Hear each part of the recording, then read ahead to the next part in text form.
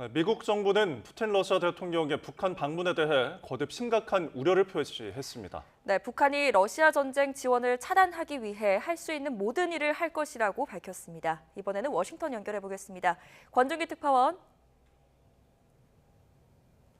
네, 워싱턴입니다. 네, 푸틴 러시아 대통령의 북한 방문에 대해서 미국 국무장관이 입장을 밝혔다고요?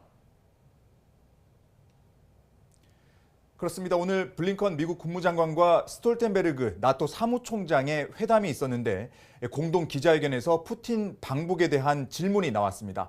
블링컨 장관은 러시아가 침략 전쟁을 계속하기 위해 필요한 물자를 제공할 국가들과 필사적으로 관계를 발전시키고 있다며 이번 방문도 그런 성격이라고 규정했습니다. 이와 함께 중국도 러시아의 군수산업을 지원하고 있다며 더 이상 러시아 전쟁을 도와선 안 된다고 경고했습니다. 북한의 전쟁 지원을 차단하기 위해 가능한 모든 일을 하겠다는 의지도 분명히 밝혔습니다. 직접 들어보시죠. So, if China in particular, which professes to have a strong interest in ending the war, if it really means it, it will stop fueling the war machine. And we'll continue to do everything we can to cut off the support that countries like Iran and North Korea are providing. Again. 스톨텐베르그 나토 사무총장은 푸틴의 북한 방문은 유럽 안보 문제가 더 이상 유럽 지역에 국한된 게 아니라는 걸 보여준다고 말했습니다. 이란과 북한, 중국이 러시아의 전쟁을 지원하고 있다며 더 이상 안보를 지역별로 나눌 수 없다고 강조했습니다.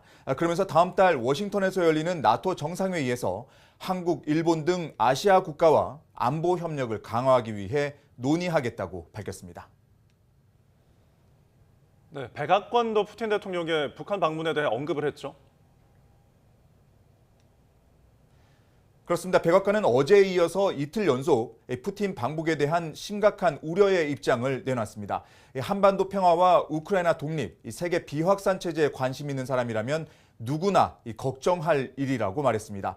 그러면서 지난달 북러 정상회담에서 뜻을 모았던 이 한반도 문제를 외교적으로 풀어야 한다는 입장을 북한에 직접 전달할 것을 촉구하기도 했습니다. 이 부분도 들어보시죠.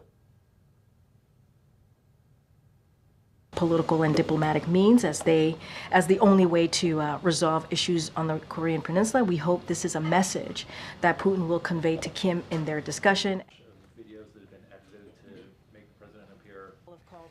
백악관은 러시아 침략 전쟁을 돕거나 유엔 안보리 결의를 위반하는 일이 벌어져선 안 된다며 북한과 러시아의 거래를 면밀하게 주시하겠다고 밝혔습니다.